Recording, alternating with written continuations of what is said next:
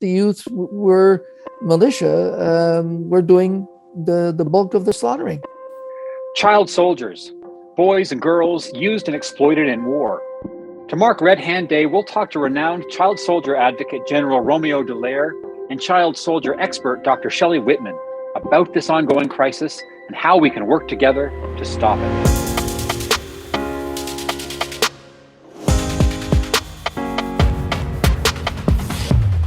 The Rwandan Genocide, as we know, was one of the darkest chapters of the 20th century. And it's also a situation in which you, as a professional soldier, first really encountered the issue, the problem of child soldiers. Can you share a little bit more about that experience?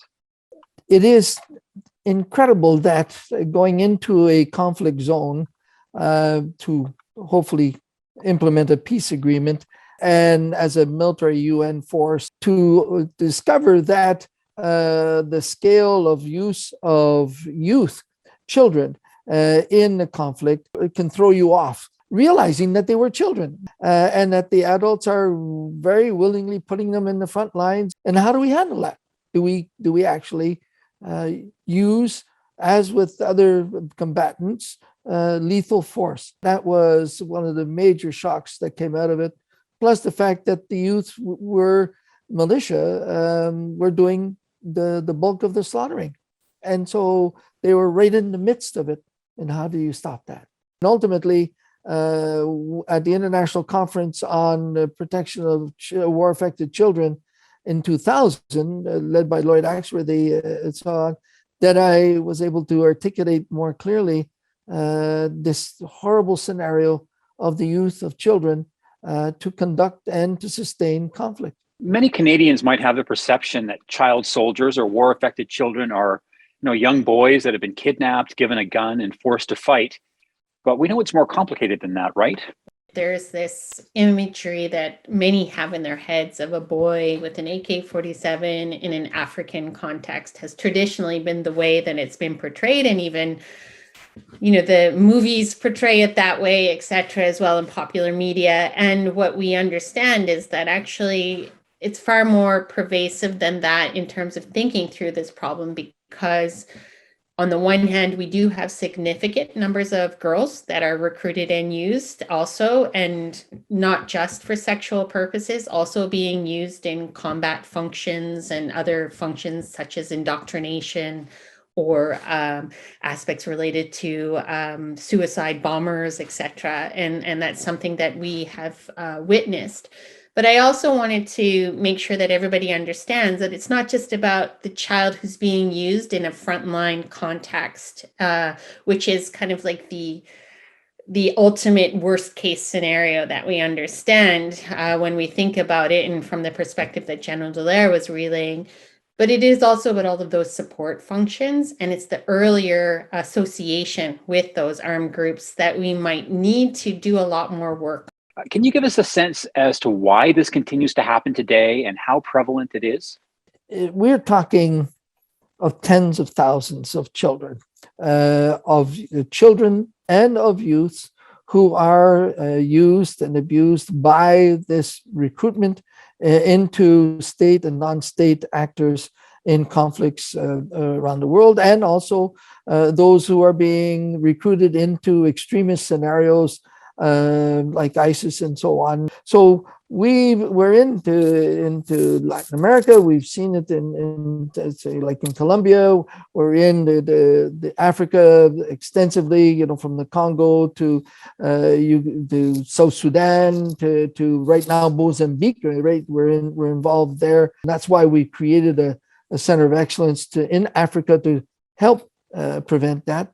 We were into the Middle East extensively. We see the use. We were in Jordan watching children being recruited, 13-year-olds being recruited into the Free Syrian Army. So it is a prevalent element of conflict of our era, and the number of conflicts, you can go up to as far as 50, are nearly everyone has a youth or children engagement at one point or another in the conflict. We actually have data now that we understand that the recruitment and use of children prolongs a war by at least 3 times as long. If we can prioritize the prevention of the recruitment and use of children, we can also shorten and even potentially prevent conflict from happening in the first place. Organizations like World Vision are engaged in supporting child soldiers and rehabilitating them. My own experience with World Vision, I've seen this firsthand in the Central African Republic. We have a series of peace clubs working with demobilized children. We've also seen how former child soldiers have been able to put on a different path through vocational training, through our Rebound program in places like the Eastern Democratic Republic of the Congo. General Dallaire, tell us a little bit about the work that the Dallaire Institute is doing to both prevent child soldiers from being conscripted and also helping former child soldiers. It is very much oriented in re-educating the militaries and the security forces, police forces, in the new think regarding children and new tactical skills and knowledge, of course, as well as building the communities and bringing the military and the communities closer together to be able to function. Prevention is a key part to our work, and that's where we build capacity with security sector actors so that they understand their role in prevention. We're trying very much to get the security sector to understand they have a role to become protectors and not just a role as warriors. We're building that capacity at a national level. So it's their buy-in. They become the teachers to themselves on these matters. They become the advocates. They put it into their doctrine, into their training systems, and then they become those who are advocating this to other countries and nations in their regions. We don't work on rehabilitation, but we partner with organizations like yours. Our piece is creating that dialogue between the security sector and the humanitarian and human rights organizations and filling and understanding where we can create a different approach to what prevention means. We created our training materials to consult with former child soldiers. Would this have worked? What were the scenarios that you were encountering, et cetera? And that's at the very heart of our approach, as well as working with the security sector who've been in these contexts. What is your message to Canadians about how we can end this problem once and for all?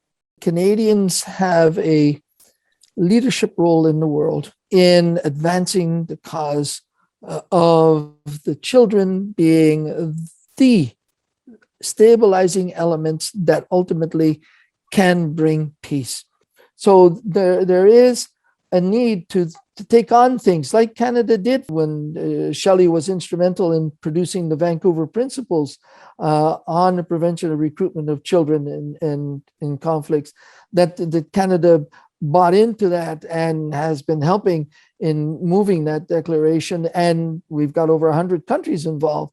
But now it's a matter of how do you implement this? How do you operationalize that?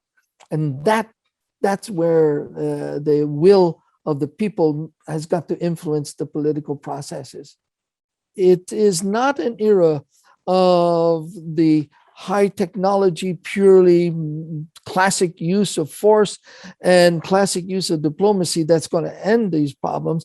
But in fact, it's something very, very much more human and much more down into the basics of what a community is. And that is, how do you protect your children? The realization that a priority of our foreign policy and our defense policy and our international development is how do you build the youth of the world, the children of the world, to be the ambassadors and the emissaries and the sustainment of peace by getting them not only protection, but preventing them from ultimately not being able to live their full lives within the rights that have been declared theirs by the UN.